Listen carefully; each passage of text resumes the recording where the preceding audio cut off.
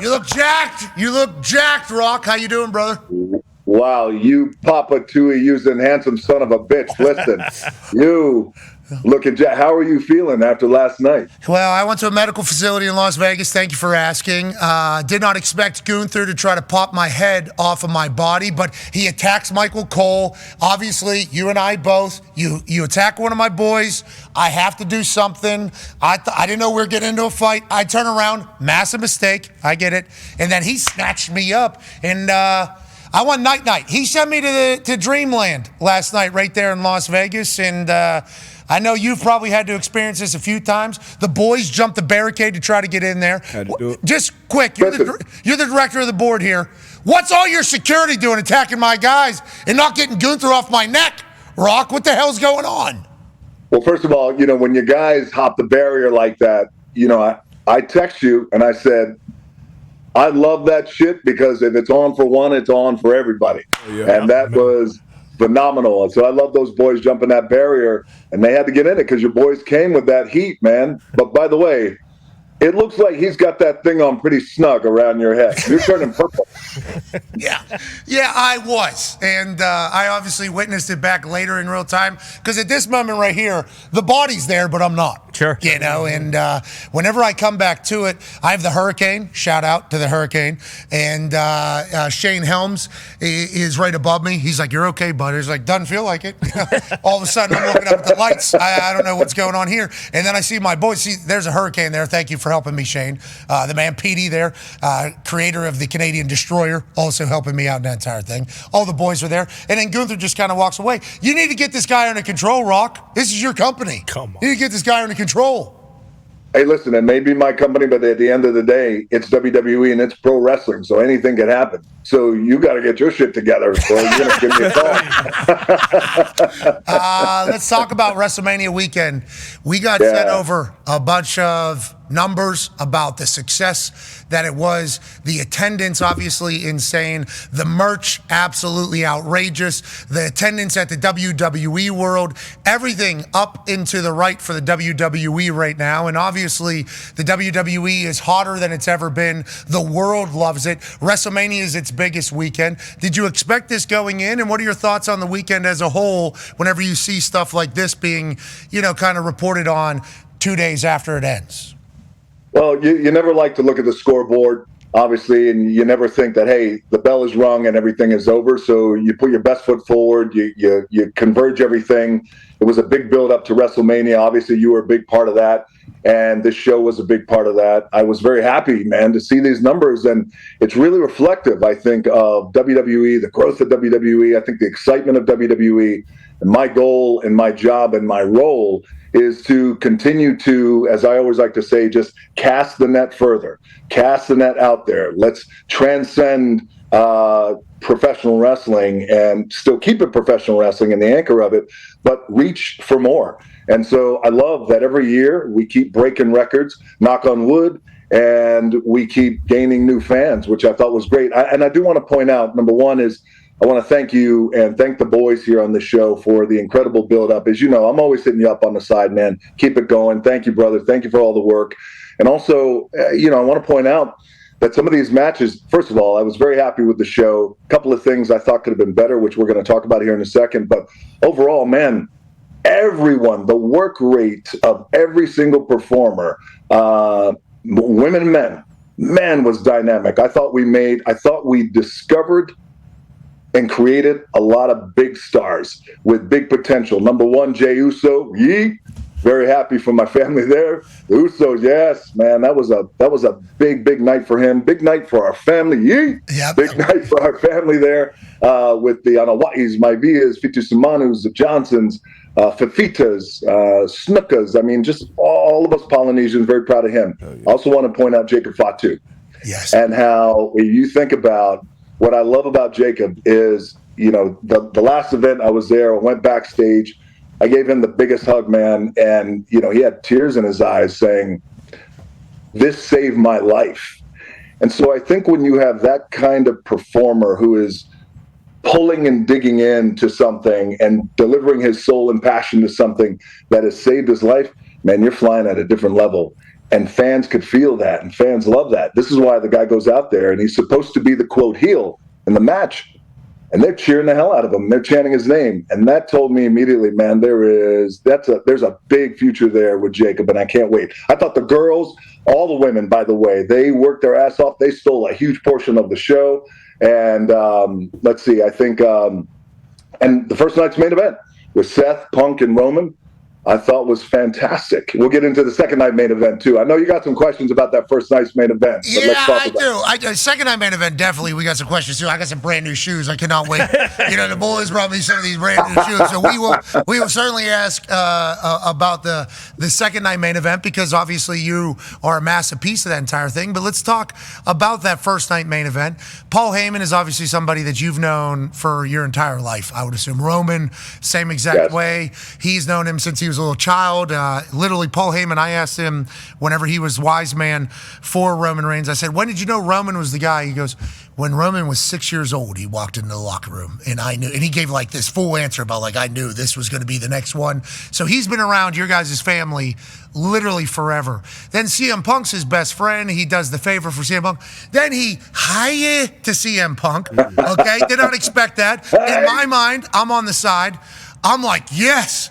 He's back with our tribal chief. Yes, the bloodline is back. And look at Roman, who was absolutely shredded. Shout out to the discipline that Roman Reigns had leading into WrestleMania. Maybe the best he's looked ever, legitimately. So then Paul Heyman obviously says, CM Punk, my right arm's going to your nuts. You're not going to win this one. Who do you think I'm here with? My tribal chief. And then lo and behold, just a few minutes later, hiya! And then he dangles that thing around to make sure he gets the whole entirety of it.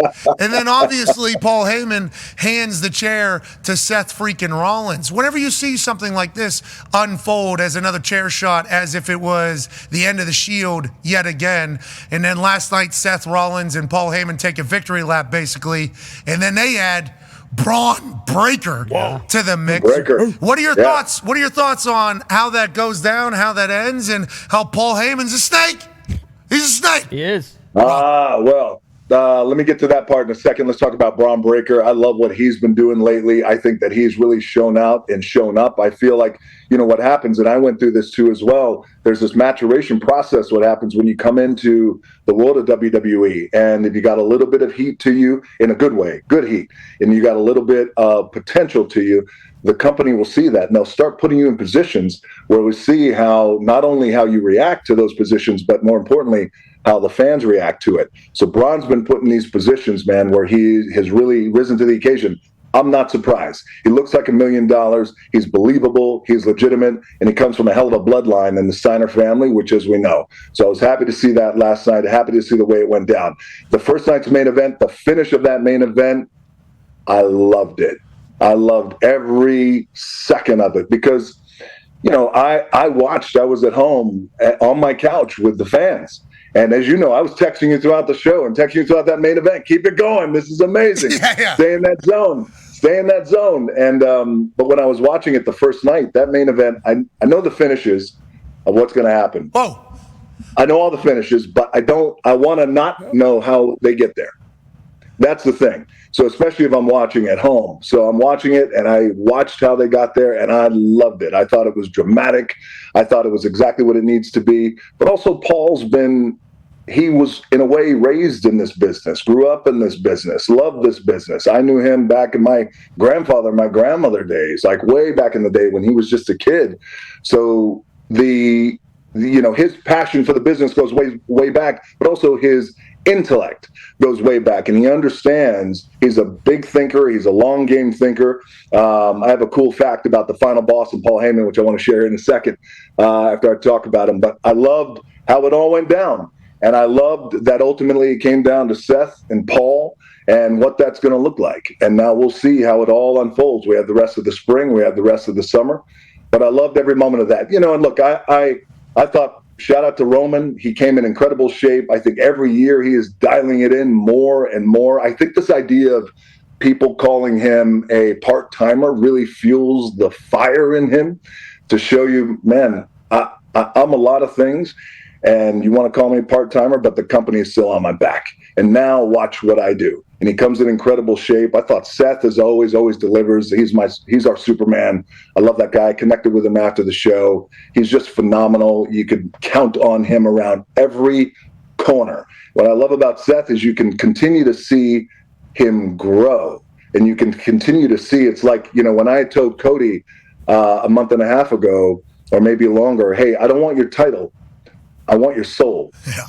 And then Seth followed it up, I think the following week, says, I don't want your soul, I want that. And he, as simple as he made it, he still made it powerful, and then here we are. So I love what those guys did last night. Okay. Loved it. Okay. I'm sorry, on Saturday night, I loved it. Now let's get to your soul talk, okay? Let's get to the soul talk. Because what we saw at Elimination Chamber, when, you ordered the to John Cena, and we see John Cena's face go from, oh, you can't see me, hustle, loyalty, respect, to the last time is now. And then he shakes Cody's hands, and then he kicks him right in the dong. Okay, and then obviously all roads lead to the main event of WrestleMania Sunday, night 2 in Las Vegas. Here we go. What were your thoughts whenever you're watching that? Obviously, you're pulling for John Cena, who's your guy. Are you texting him before the match? Are you giving him heads up? Was there a thought of you coming and maybe having to involve yourself a little bit just in case Cena wasn't able to get the job done? Because the American Nightmare Cody Rhodes is in the middle of his prime right now, in the middle of his run. What were your kind of thoughts going into the night, and what was your expectation of John Cena going against a very, very, very great champion in Cody Rhodes? Very great champion in Cody Rhodes. Now keep in mind, for us here and all the fans, speaking as DJ, as Rock, director of the board, and not final boss, I got to tell you that let's start with the ending, and let's start with John becoming the 17-time heavyweight champion and legitimizing himself as being, without question, the GOAT. Period. He's on Mount Rushmore now. Got to kick a guy off to put him on. I think now Dusty goes in the back. He was always on my Mount Rushmore. He goes on the back there with me. I'll be raising my eyebrows back there in the back of Mount Rushmore. But I think that, the way John, at the end of the night, John raising that title, that was the bottom line. That was the North Star. And I loved it. And I love that moment. I think he's going to go on to have this insane run as a heel. And what I love about this, what I love about John is, I like to think that I keep not only my finger on the pulse of things. You and I have talked about this. Don't keep your finger on the pulse. Put your whole hand on the pulse of things, and that way, things meaning the fans and their sentiment. And I love that the fans are so engaged, they're so connected to John's heel run now. I see a few fans saying that, oh, well, I really don't believe he's a bad guy, so he's playing a bad guy. But here's the thing, you don't have to believe that he's a bad guy. You know why? Because he's not a bad guy. He's a good guy. Good guy, I've known the guy for 20 years. We've gone up and down, to hell and back. We talk all the time, text all the time. He's not a bad guy. He's telling the truth now. And you could feel that in his delivery, man, because he's telling the truth. This is 25 years of, imagine going out every single night for 25 years, every night, regardless of where you're at, and know that you're going to get cheered and know you're going to get booed.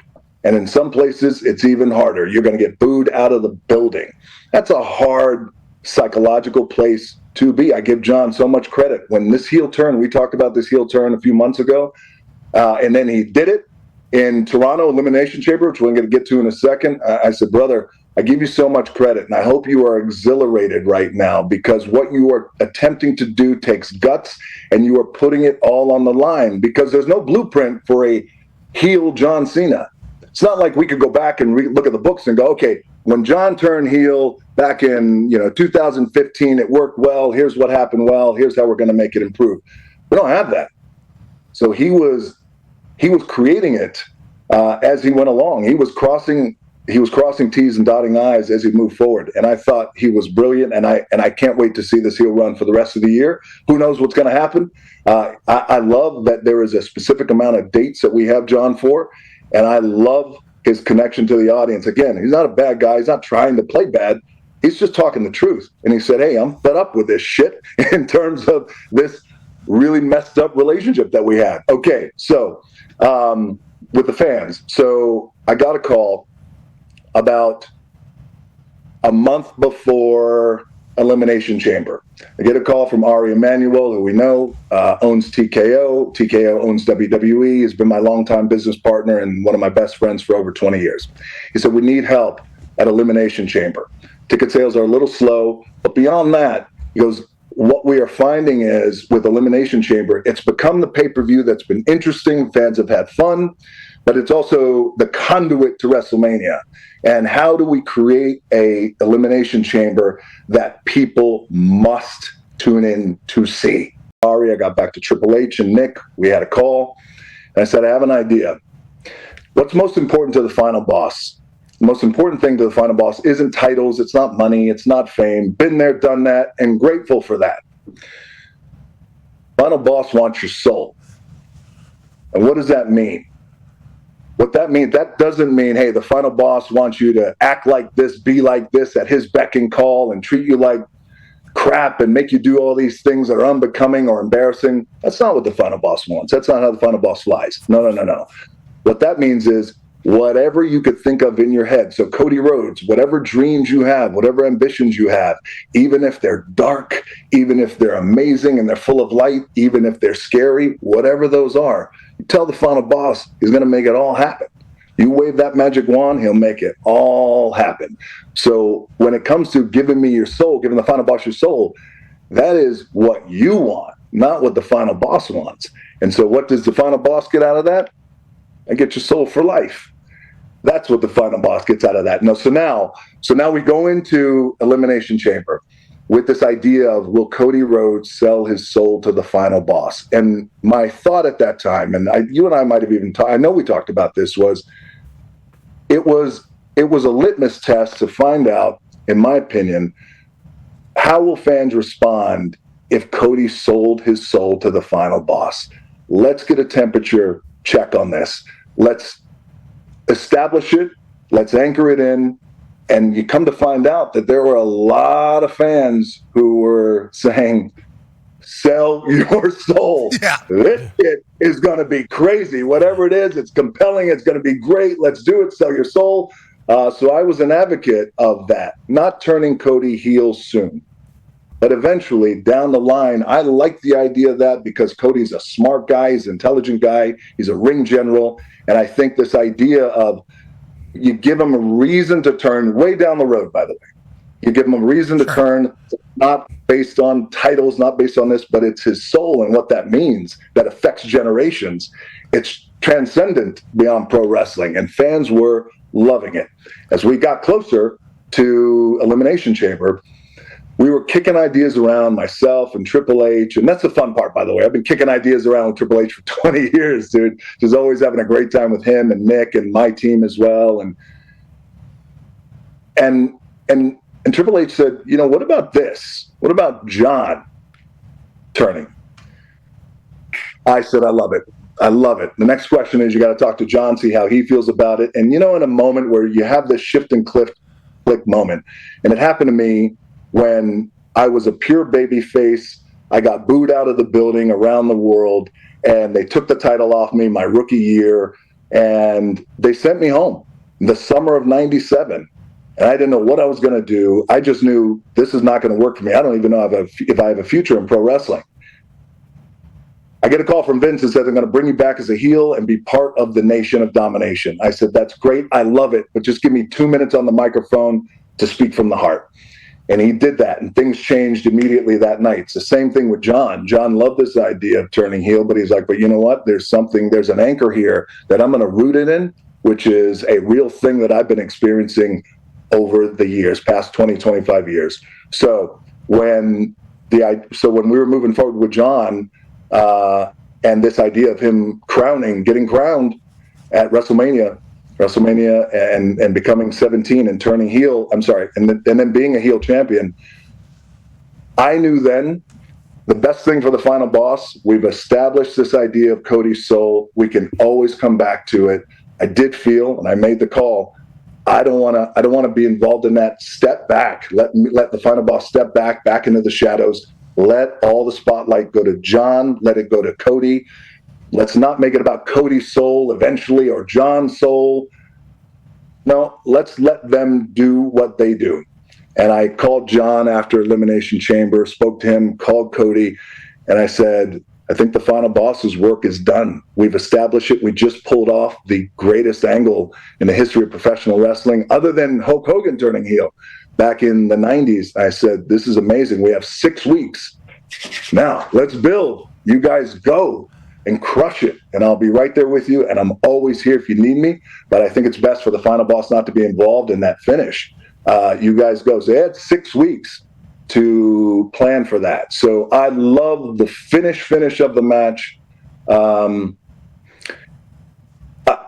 would have finessed things a little differently on how they got there, but that's just me creatively. There are a lot of minds in the room. That's my thought. But still, ultimately, the bottom line was I love John getting 17. And I never had a concern about John pulling this off. My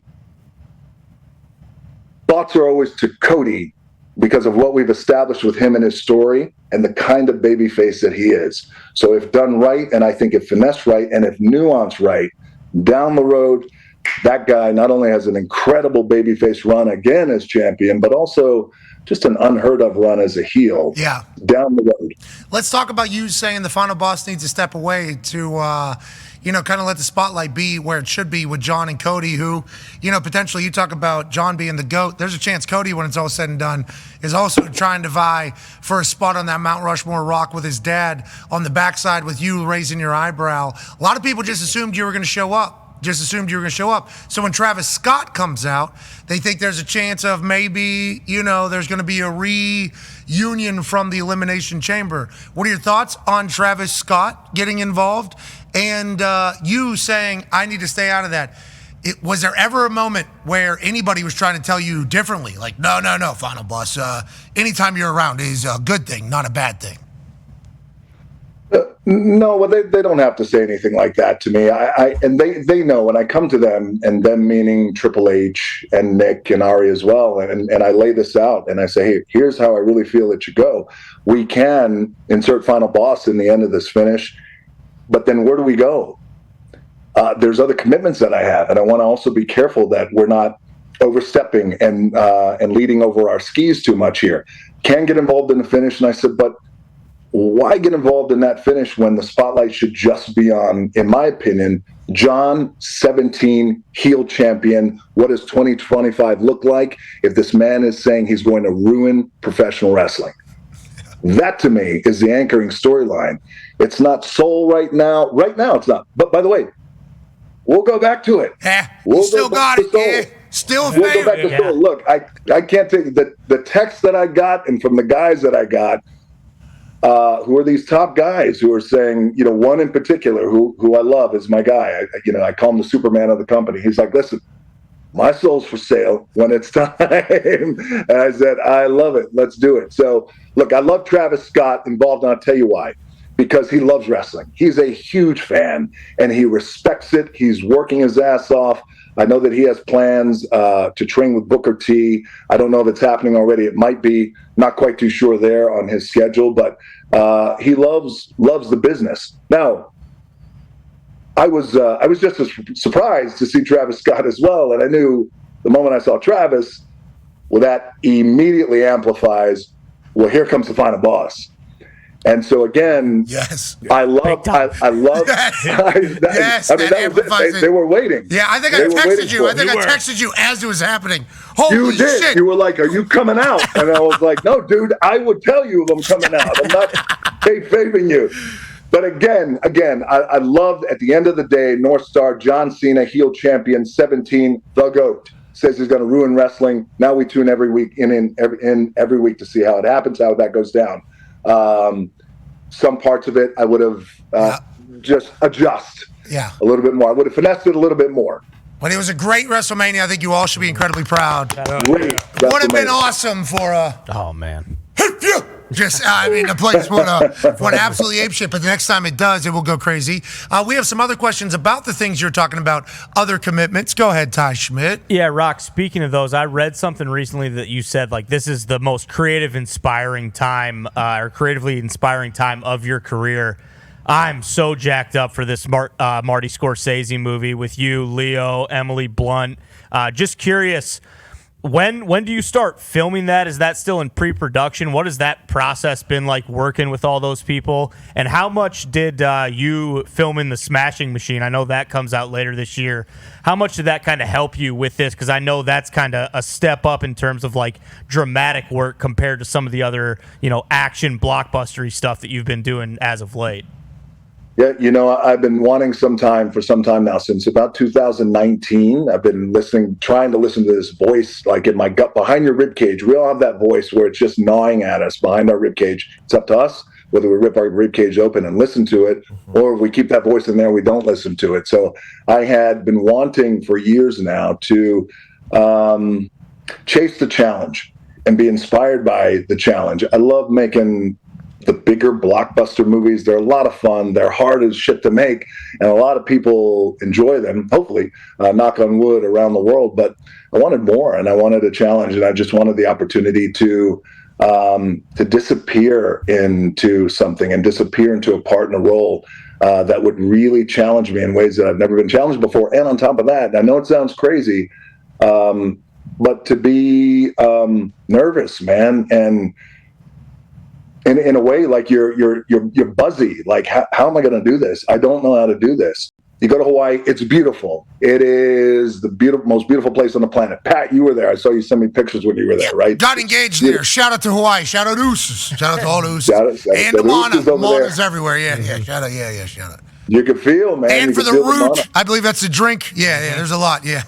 Into the natural. Kava. Yeah, yep, all of it. Yep, right, yep. I'm down with all the use stuff. Yeah, all of it. Tattoo, I don't have enough time to get the tats or the toughness, but I'm down with Hawaii. Love the place. Favorite place on earth. It is absolutely beautiful, and you feel that mana. And I was telling Emily, what happens is when you go to Hawaii and you enjoy the beaches, the sun, the tourism, the events, the entertainment.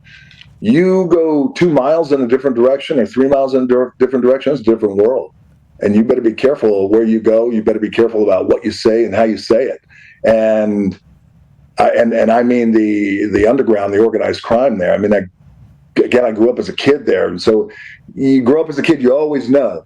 So we were talking about that. And then about a week later, we were on a plane going to Japan to finish Smashing Machine. And Emily had said to me, hey, you ever a guy named Wilford? And she didn't know his last name quite well. And I said, Wilford, I'm not quite too sure. She goes, Nappy. I went, Nappy Pulava.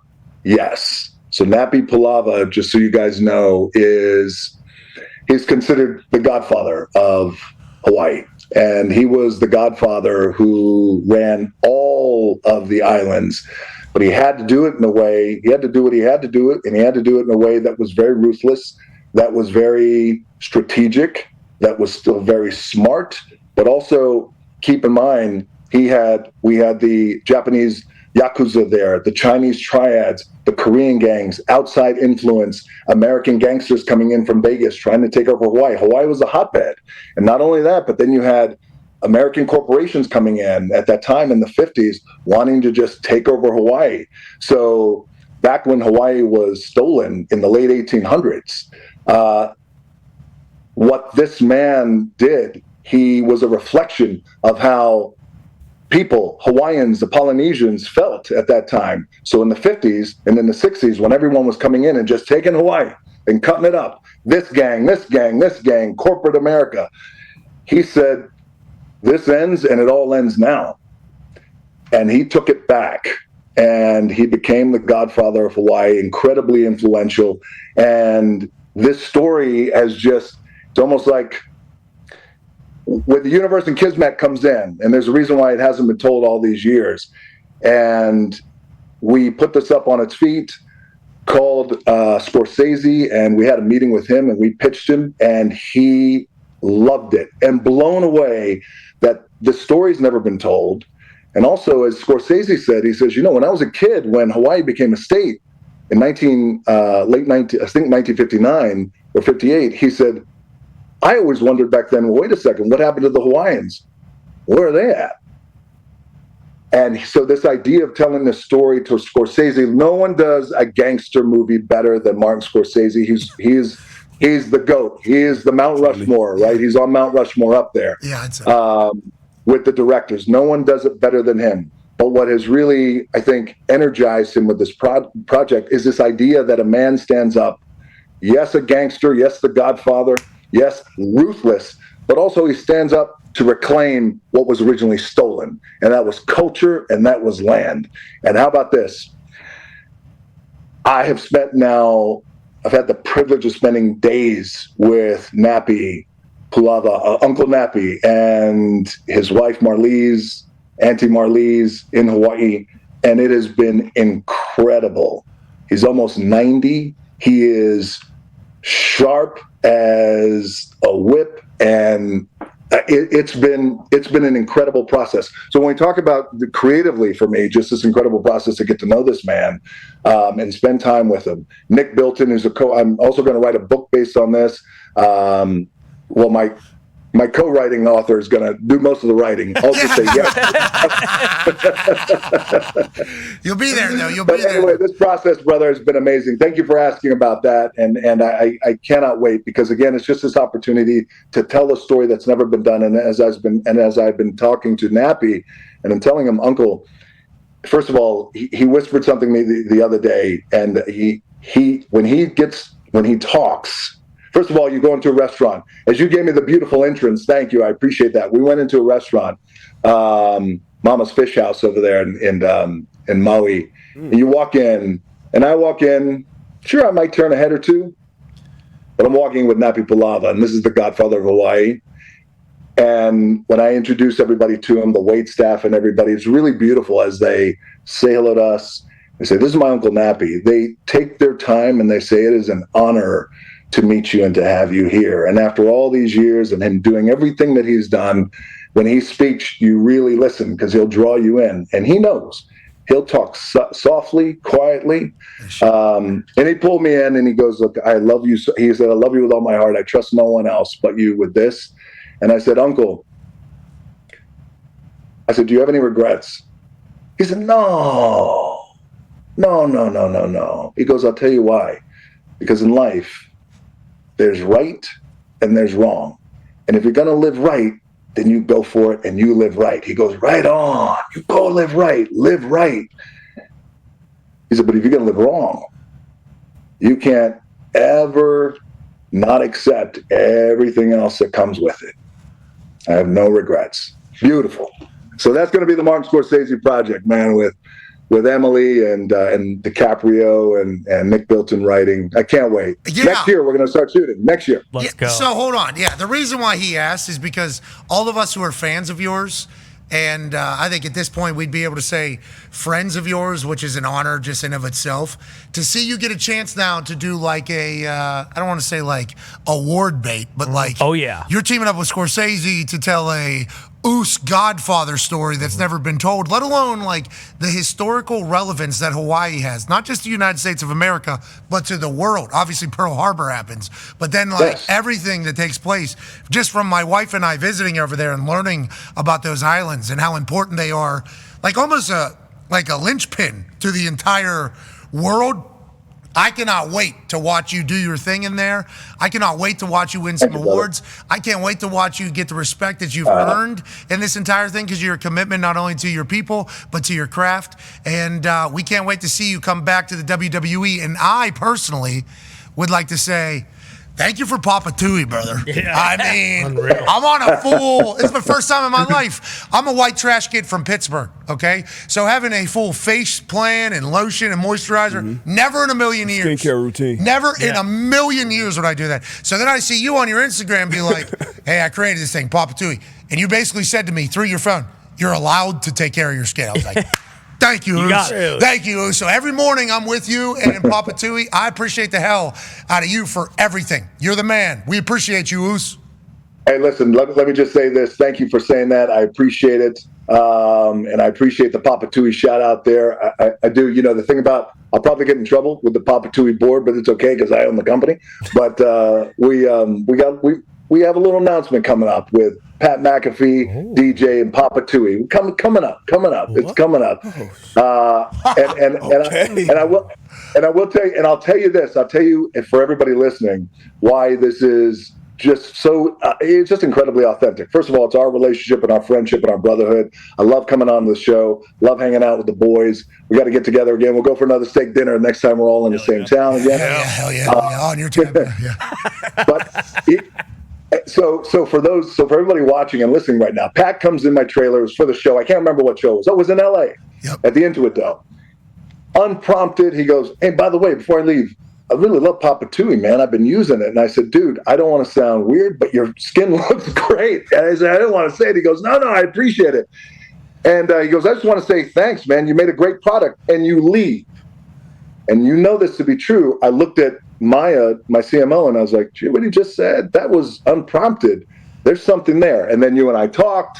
Anyway, so I appreciate the love. Thank you, man. Papa Tui is doing great. And we've just expanded our partnership into Walmart and Target. So anyway, dudes, thank you for having me on. And to the boys, thank you guys for having me on. I appreciate it. It's always the best. We love you. And, Hell yeah, Rock. love you. We got some Terramana to drink, too. Hell yeah. Too early. Okay, hold on. Let's talk about this. We're blowing through the heart out here, and we can move it back because you're the Rock. Terramana, unbelievable. Yep. Moana, we didn't even get into live action. Moana 2 is unbelievable. This Oos Godfather movie that you're also writing a book for is going to be awesome. Can't wait. Just TKO, board of director of the board. Hey, just know that as former athletes that we are, watching you as former athlete kind of navigate this world, you're an incredible inspiration to us. You're an eyebrow raising, trail blazing, buku money making dog that we're all watching. We appreciate the hell out of you, Oos. Hey, I appreciate you. Love you, so thank you, and I'll see you soon.